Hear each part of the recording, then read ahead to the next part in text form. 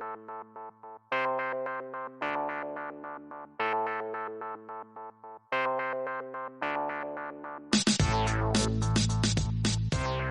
is Scotty Reed with a Black Talk Radio News Report, and on the line we have Mr. Carl Dix, a co-initiator with Cornel West of RefuseFascism.org and the Stop Mass Incarceration Network. He will be speaking to us today about the Trump-Pence regime and specifically about Jeff Sessions, who has been nominated by Donald Trump to become the next U.S. Attorney General. And Mr. Dix, why should Sessions not be confirmed? He should not be confirmed because he is an unreconstructed racist, a demonizer of immigrants along the same lines as Donald Trump, the president, not my president, but the president of this country. And on just a whole host of things, he is not qualified for that position. The man was asked, was it a crime for a man to grab a woman by her private parts? And he said, I don't know. That was his answer after being asked about the boastful actions of Donald Trump grabbing women by the you-know-what. This is a man who should have nothing to do with exercising any control over the law, let alone be the head of the Justice Department. So he should not be the new Attorney General.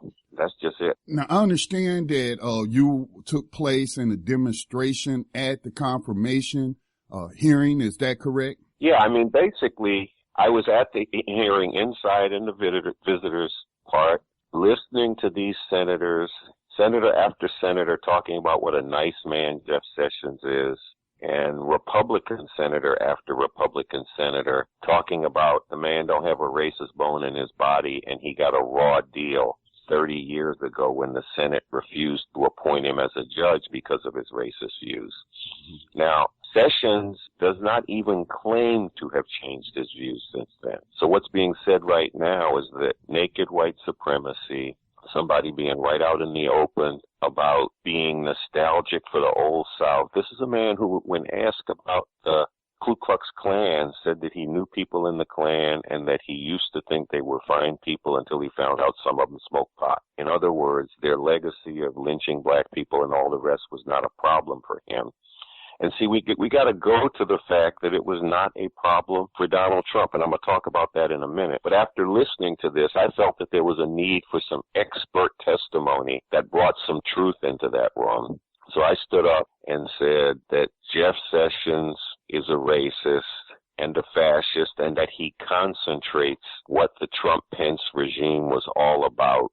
And that's about as far as I got before several Capitol Police officers jumped over some chairs, grabbed me, and was dragging me out. So I figured on the way out, about the only thing I could do was concentrate my message. So I said, no Trump, no KKK, no fascist USA, as they dragged me out. And six other people working with Refuse Fascism were also in the hearing that day, and all six of them got dragged out by the Capitol Police one by one for adding to the expert testimony that I was giving and bringing some truth into that Senate confirmation hearing. I want to touch upon something you brought up. I sent an email to the senator over North Carolina that's over the district that I live in. His name is Senator Tom Tillis. I had written him expressing concern about the drug war and that some of the, let's say, reforms or in terms of cannabis legalization with these states, passing all these laws where you have legalized cannabis, even there in D.C., by the way, which there was a cannabis protest that was held on Inauguration Day. But I wrote him concerning Jeff Sessions' archaic drug war support, and because Tom Tillis has expressed that he would like to see reform in that area. But his reply to me was that he knows Jeff Sessions is his friend. And I'm quoting him. And I thought to myself, how appropriate is it for those who say this man is their personal friend to sit in on a confirmation hearing? Because to me, that means you can't be objective and you can't be impartial in that perhaps, and I don't know if it's even possible for senators to recuse themselves from these hearings if they have personal relationships,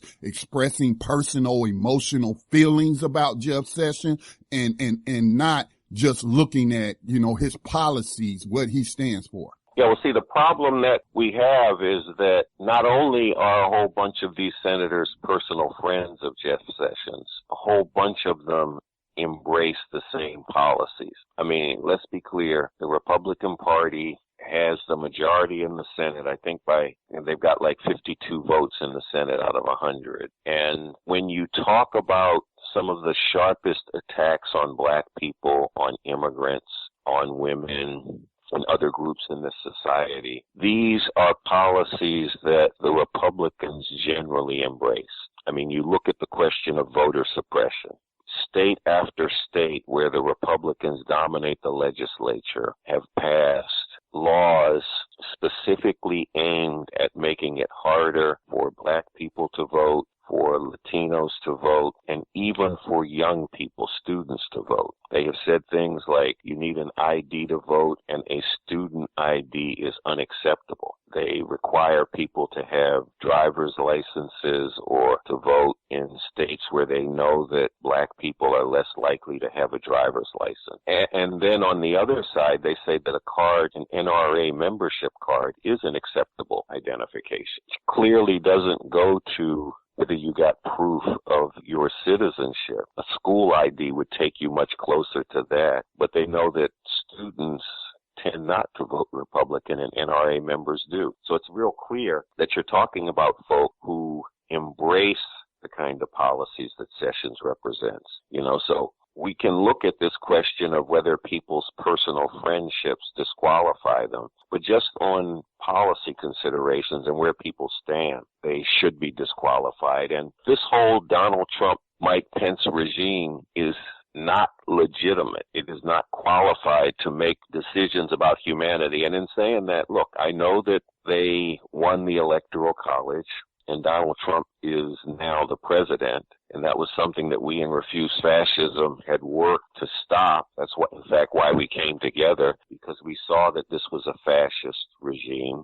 We saw that that's what we were going to get. And the very first few days, even less than a week so far of this regime, have shown what we were talking about. Pipelines that are going to destroy the environment, poison the water of Native people, and actually run through the land that Native people have the rights to by treaty, but these Native people are not allowed to exercise those rights. We saw that. We saw bans being produced on health providers informing women about the option of choosing to have an abortion if they get funds from the U.S. government. We've just seen executive order after executive order that is fleshing out fascist agenda that Donald Trump campaigned on and promised to bring down. Just yesterday, it was the border wall. This regime is no good for humanity. In fact, it's a horror for humanity. It's both going to intensify the attacks, but it is also going to suffocate the room to resist those attacks. You see that prefigured in the attacks on the media with this talk about millions of illegal votes and media being threatened if they question the basis for Trump coming up with that. Also, this thing, just down on a basic thing about how many people came out to the inauguration. You have the Trump regime lying about that, demonstrably lying about it. You can look at the pictures. You can look at subway ridership. There's just a lot of ways to identify that they're lying, and media gets threatened if they call that out. And see, the second shoe is dropping on this fake story about 3 million illegal voters in the election, because it's not just Donald Trump narcissism that has him saying that. He's now following that up with a call for an investigation and a tightening of the ability to vote. And see, people who are looking at this regime and saying, I oppose it and I'm going to get ready for the next election, have to really think about, because they are planning on the elections are actually already rigged. They're set up in such a way that the will of the people can be stymied, like it was this time with Donald Trump losing the election by almost 3 million votes, but winning the election. But they are aiming to go farther with this, including through the voter suppression, which is already in motion. You know, states like Florida did a thing of going through the voter rolls, finding one black person named Jones who should be taken off the voter rolls, but then striking all of the Joneses with the same first name. And then if you're a legitimate voter, which most of those Joneses were, you have to come and re-register to get back on the voter rolls. This is the kind of thing that has been going on for quite some time. The Voting Rights Act used to be a block to that, but now the Voting Rights Act has had its teeth pulled. It's now toothless, and they are taking advantage of that. We have to look at that. This regime is illegitimate, and we can't look to the top to expect that to be taken care of. We can't look to the checks and balances in the system. We can't wait for the next election, because by the time of the next election, things may be so rigged that it won't be possible to win it, no matter what the sentiment of the people is. So that's why we in Refuse Fascism do not apologize for having tried to stop this regime from being inaugurated and trying to stop it from consolidating its hold on power by calling on the millions and millions of people who hate what this regime represents to flood the streets to stand against it. Now, we didn't succeed in that. The regime is stabilizing itself. It still doesn't have all of its operatives in place, but I guess I don't have a lot of faith in the Democratic Party leading a fight to try to stop this. Sessions should not become the Attorney General. I don't have a lot of faith in the Democratic Party leading a fight that could stop him, however. Well, that was going to be one of my questions, was about what type of opposition is the Democratic Party mounting, especially concerning a person like Jeff Sessions. I'm not hearing any talk about any filibustering. If this man is so terrible in the Democratic Party's eyes, if he represents a rollback of certain civil liberties, I mean, where is the filibusters? Other issues that you brought up, and I'm concerned, and this is a concern of mine and a concern of our organization, Black Talk Media Project, is that while people are rightly focusing on the Trump, Pence regime and the Republican Party and some of the things that are coming down the pipe, for example, you brought up his attack on the media. But this is the same media, especially CNN is who he specifically is having issues with. This is the same news organization that the CEO admitted to giving Donald Trump wall-to-wall coverage during the primaries for the sake of ratings, which of course we know translates into advertisement dollars. With the Obama administration, let me back up a moment. Talking about a rigged election when the emails, whether they were leaked, whether they were hacked, nobody's disputing the authenticity of the emails to show the Democratic Party rigged their primary to benefit Hillary Clinton. So when I hear Democrats or people who lean Democrat talk about Russia hacked the elections, which is nonsense, but what about the rigging of the Democratic primary? So it's almost like by default, they're saying that Hillary Clinton would be a better president, or they're not acknowledging the unethical, primary that the Democratic Party ran. Now they blame that on quote unquote fake news. And the Washington Post came out with a article, that was unverified. Nobody knew who put together this list of alternative news organizations, and saying that they assisted Donald Trump.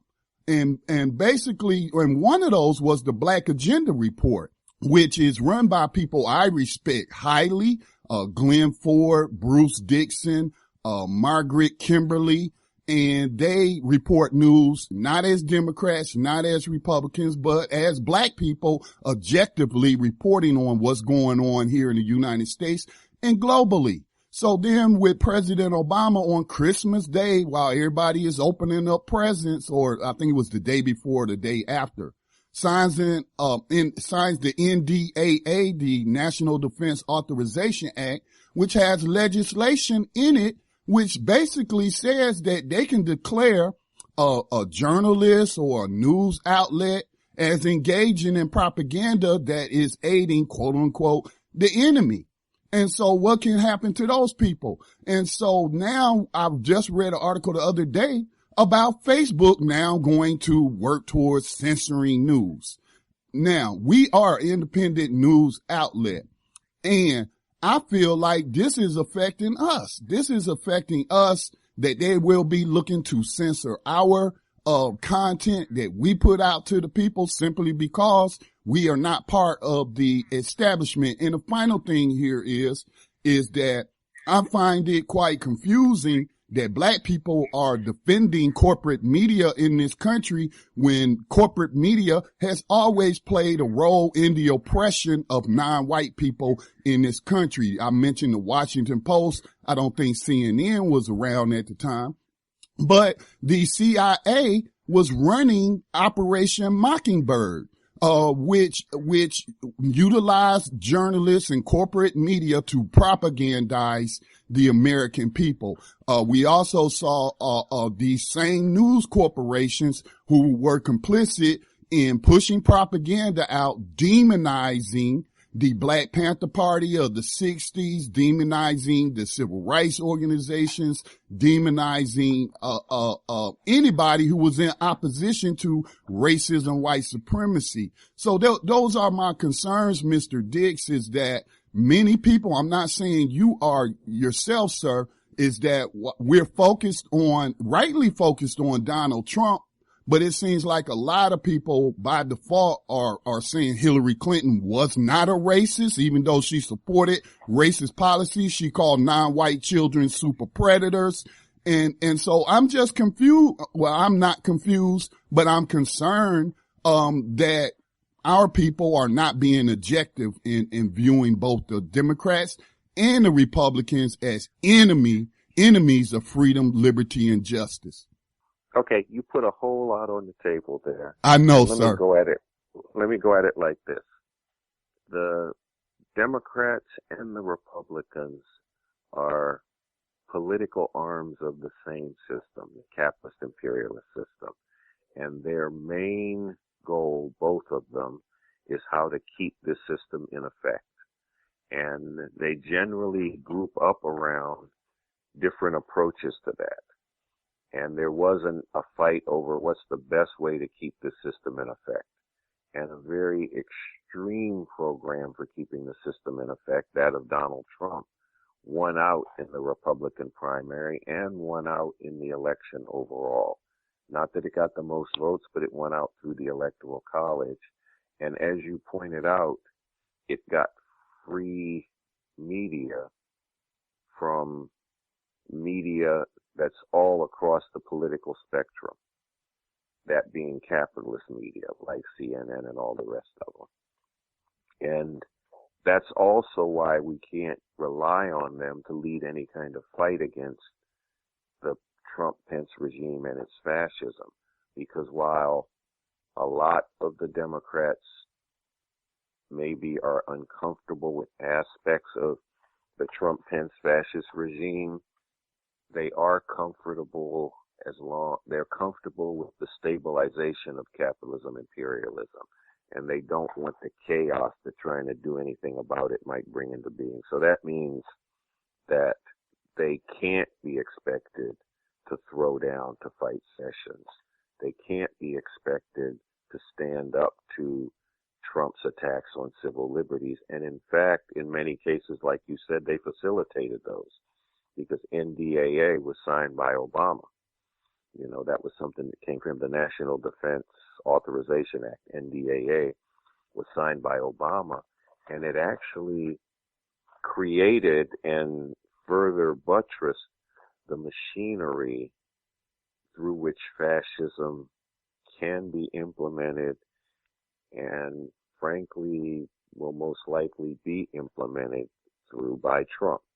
So we need to see that.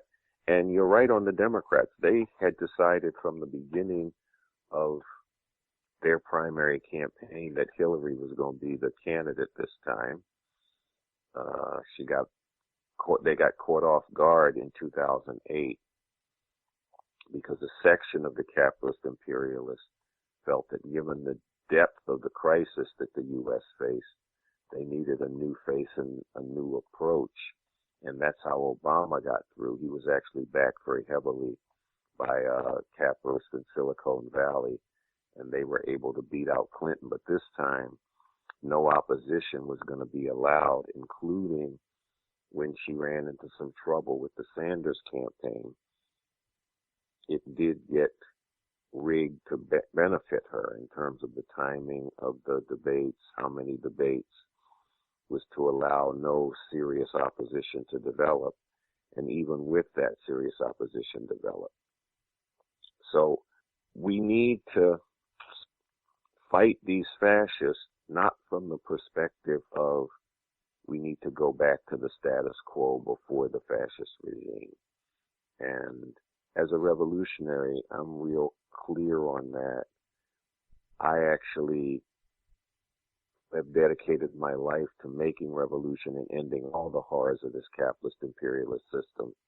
And that revolutionary dedication is what leads me to see the importance of taking on and trying to mobilize people to take out this fascist regime through millions of people flooding into the street, because I see what it would mean for humanity, as well as I see what it would mean for our chances to make revolution, because it will be far, far harder in the face of a fascist regime, one that is taking away civil liberties and in other ways going at it like that. So when I call out what they're doing for the press, it's not because I have any love for CNN. I just know that if that's how they're going to act in relation to capitalist media, think of how they're going to act in relation to those of us who are being oppressed and exploited by this system and our ability to stand up and resist that oppression. They're going to move to wipe that out. That's why Donald Trump has talked about taking the citizenship away from people that burn the American flag, in addition to throwing them in jail, even though right now the state of constitutional law is that is protected political speech. That's something that his regime is going to work on rolling back, just as they're going to roll back any attempts at reform that even try to smooth the edges off of mass incarceration and at least talk about opposition to police terror, even though not very much was done during Obama years from the top in relation to that. The talk about it's going to disappear. The small steps to reduce mass incarceration, I think from 2.4 million to 2.2 million, well, that stuff is going to be reversed. So we should look at the reality of what this is going to mean. I've called the situation that black people faced up to now a slow genocide that could easily become a fast one. And looking at the Trump-Pence regime and the agenda that it's put forward and promised, that genocide is going to be sped up unless we act to stop it. Go ahead. Speaking to that, Mr. Dix, I was listening to a Black News broadcast yesterday, and it was mentioned that the Trump administration has already stopped the Department of Justice investigations into police departments over brutality, excessive force, all the issues that we have really been focusing on these past few years, or refocusing on, I should say. And so what kind of message do you think that's going to send to these police officers, aka slave catchers in the modern system of slavery? Do you think that that's signaling to them that, hey, you can get away with murdering citizens. You can get away with any of the dirty dealings that you do, cause we're not going to investigate you. So can you talk about that, given your work, with the mass incarceration network in the past and focusing on police brutality? Yeah, you've exactly come right down to the point. They have taken concrete steps to stop future investigations of police departments. They stopped the implementation of an already existing report in Baltimore. They've at least delayed it. And this is a report that already came down that documented widespread police abuse, including police assaults and police killing people unjustly. And they put up on the website a salute to law enforcement and talked about a determination to take the gloves off. And the truth is the gloves were already off. So they are consciously backing up the worst kind of police terror. And it's going to mean that these police are going to feel emboldened. They're going to feel like they have more open backing from the federal level, and we will see that down on the streets in relation to how the police function. We will see that in the courts and in the prisons. And this is part of what I'm referring to when I talk about a slow genocide becoming faster, because, and when I say genocide, let me just be real clear, because I'm not using this to hype things up. The definition of genocide is putting a group of people in whole or in part in conditions where they cannot survive and thrive as people. And when we look at the way in which large sections of black people are caught up in going in and out of prison, when we look at the way that police get away with racially profiling that disproportionately targets black people, when we look at just every measure in society, we have to conclude that black people's ability to thrive, to survive and thrive as people is being blocked by this system and its very operations consciously. And that is why I call it a genocide. And we have to look at today in the context overall fascist agenda, one that targets not only black people, but immigrants, Muslims, women, lesbian and gay people. All of this is going to be stepped up, and the ability to resist it is going to be closed in on. That is why it's very important to take on this whole fascist agenda and to act to stop this fascist regime. And I got to put out 2 websites for people to go to. One is refusefascism.org to find both coverage, but also to get involved in that acting to stop this regime. And the other, that's refusefascism.org. This was put together by a grouping that you mentioned at the beginning that Cornell West and myself were involved in co-founding, along with Chase Iron Eyes from the Sioux Up and Standing Rock, along with scientists like P.Z. Myers and Niles Eldridge, women's rights activists like Fran Luck, immigrants' rights activists like Isabel Cardenas, and many more folks.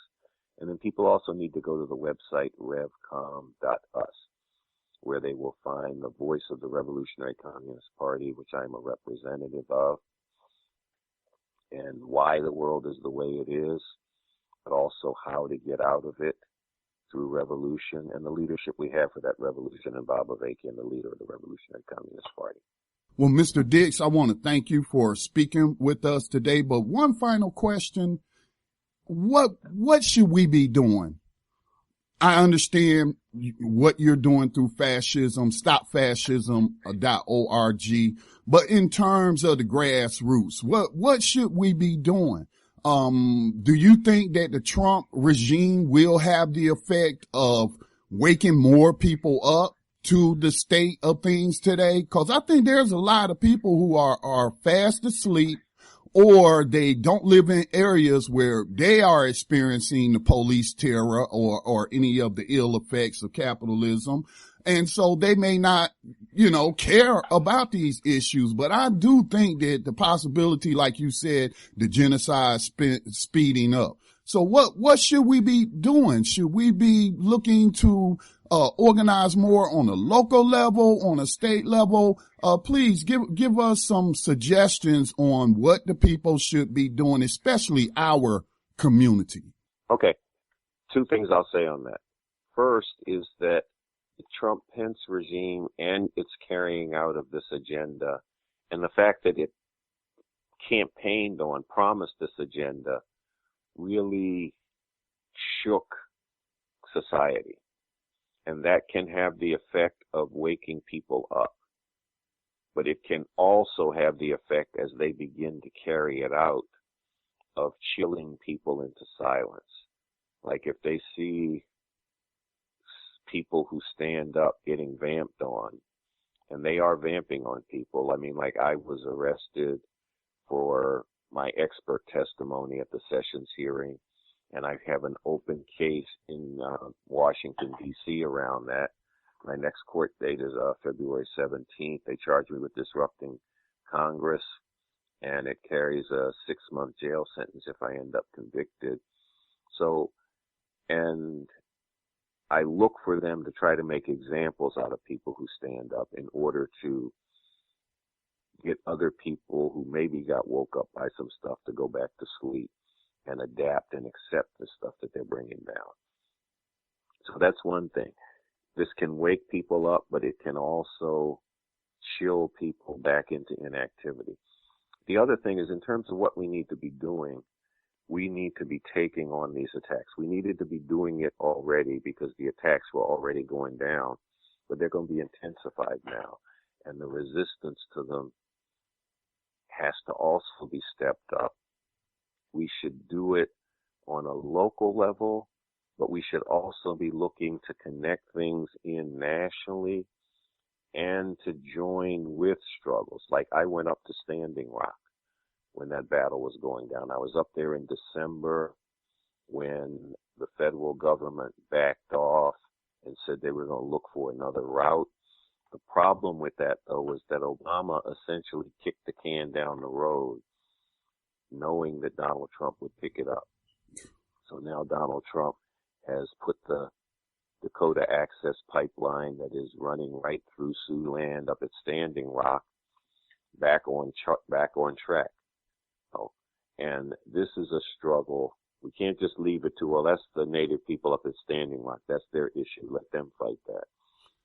Because the environment is everybody's issue, because if they wreck the environment of the planet, we ain't going to have one that, well, our children and grandchildren could end up having no planet to live on. And also it's through that kind of bringing the struggles together that we can bring forward what's needed to take this regime out and lay the basis for moving beyond that to make revolution. That's why I was saying to people, go to refusefascism.org and get involved, because we are involved in that kind of linkage, bringing those struggles together and pointing them at the fascist regime that is now intensifying those attacks. Mr. Dix, I certainly agree that we do need to work with other groups on specific issues. For example, I'm part of the New Abolitionist movement that does not view this as mass incarceration, but views it as a continuation of slavery in another form through the prisons as prescribed by the 13th Amendment. And with what Donald Trump has said about the immigrant community, and targeting them, we saw the private prisons stock rebound and a lot of money being pumped into the private prisons. So you would seem that we will have a natural ally in the immigrant community against private prisons in this country and against the continuation of slavery. So I agree with you, sir. And I'm glad you brought up Standing Rock. Now, I have to address this. I respect you, sir. Your work speaks for itself. You're out there in the streets. You're out there on the battlefield. You're not just behind a microphone or behind a camera on YouTube. But I'm not going to call this person's name out, but they know who they are. And we've talked about it in the past on this network. But there is a prominent black person who is a news commentator. Sometimes you'll see him on CNN. I haven't seen him on there recently, but I follow this person on YouTube, and they made a video, saying that black people should not be uniting with Native Americans on any kind of struggle, and told black people that Native Americans enslaved more black people than white people, which is absolute historical false. You want to talk about fake news. But I mean, what do you think about that? Those in the black community who put out such information, and I'm saying, and I said to this person, do you not realize how many people, including black people, use that river as a drinking source? This is a drinking source for several different states, millions of people, and I'm sure black people need clean water as well as anybody else. So what do you say to that type of mentality within our community of this isolationism, but then demonizing other victims of white supremacy? I don't know what the person is trying to do. Your thoughts? Well, that's the talk and the thinking of a slave who loves the slave master and slavery and wants to keep people in effect in those chains. Because I'm glad you pointed out that that was a historical falsehood. It wasn't the case. There were tribes where chattel slavery and enslavement of black people was taken up, but there were other tribes where people who escaped from slavery were taken into the tribes and welcomed and made a part of those tribes. And those were the people who got targeted the most, you know, like the Seminole Wars. The Seminole were native people in Florida, and they took in people who escaped from slavery. Part of why decades of warfare were waged against them. You know, other tribal groupings were targeted for the same reason. So that's the actual reality. And the point is, the struggle of the native people, both the fact that it is around an environment like, and key things like water rights that go beyond them, because you're right, that river that will be poisoned if this DAPL, the Dakota Access Pipeline, goes through, it don't just run to the reservation, it keeps running. And if it's poisoned at the reservation, the poison's going to keep going. But also, where injustice is allowed to exist, I think Gil Scott-Heron did a song that if you allow injustice to surround your home, it's going to be in the living room in a minute. And that is exactly what has come down in the past and how people have dealt with fascist regimes. Like in Germany, Hitler had an overall program which he carried out step by step. He didn't hit everybody at once. He got a main target. He hit that main target, and he lulled other people to thinking that they were safe. He went for the communists first, and he lulled people who weren't communists, figuring like, well, that's them. Let them get hit. Then he went for the people in the trade unions, but he lulled people who weren't in trade unions to sleep, and they let that go down. Then he went for Jewish people, and he lulled Christians to sleep, thinking that they were safe. And then by the time he came at them, there was nobody left. We can't take the same approach here, you know, because history rightly condemns the German people for being good Germans, while Adolf Hitler carried out crimes against humanity. Well, we got an American Hitler, and we cannot be good Americans to Donald Trump's American Hitler. We have to say right up front, okay, maybe you're not attacking me yet, but I was paying attention to your election campaign. In fact, I'm paying attention to your whole history.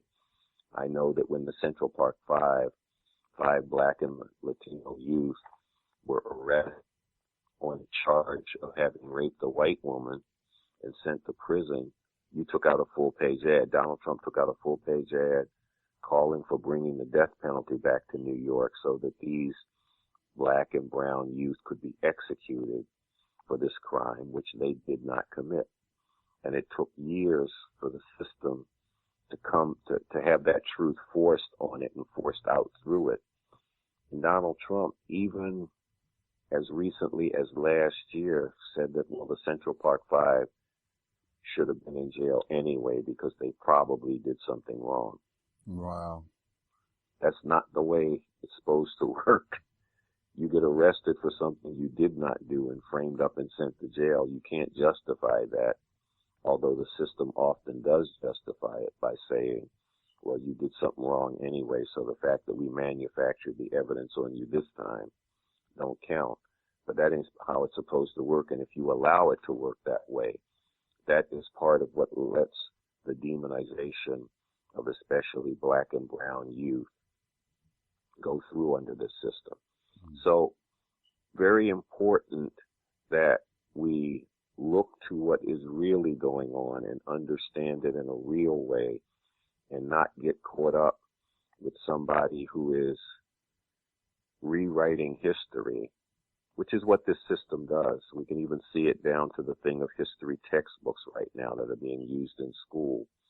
And they are rewriting this whole thing of the happy slave. Alternative facts is what I think they're calling it, Mr. Dix. Yeah, they call it alternative facts, but they lies. That's what alternative facts are. They are lies. And in this case, they're lies that serve the system.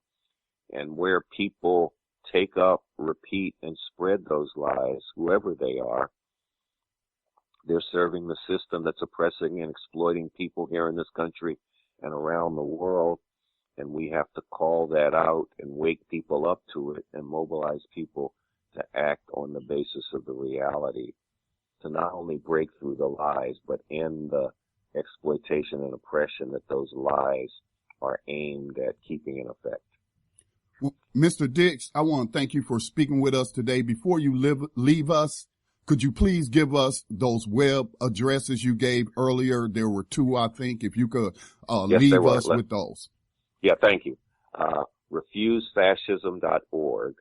That's refusefascism.org. And that's the website of the group that came together in December to take on and stop the fascist Trump-Pence regime. That's one website. And then the other website is revcom.us. That's REVCOM.us. And it's the website where you can find the voice of the Revolutionary Communist Party that I'm a representative of. And you can find the works of the leader of that party, Bob Avakian. And it gets into why the world is the way it is, how it got that way, and how we can end that through revolution. And it has the plan and strategy for making revolution in a country like this, and a blueprint for the kind of society that could be brought into being, that is a constitution for a future socialist republic in North America, because we want people to know what we're aiming to do. And thank you for having me on. You're welcome, Mr. Dix, and we will continue to pray for your continued safety behind these enemy lines of USA Inc. Thank you, sir. Thank you.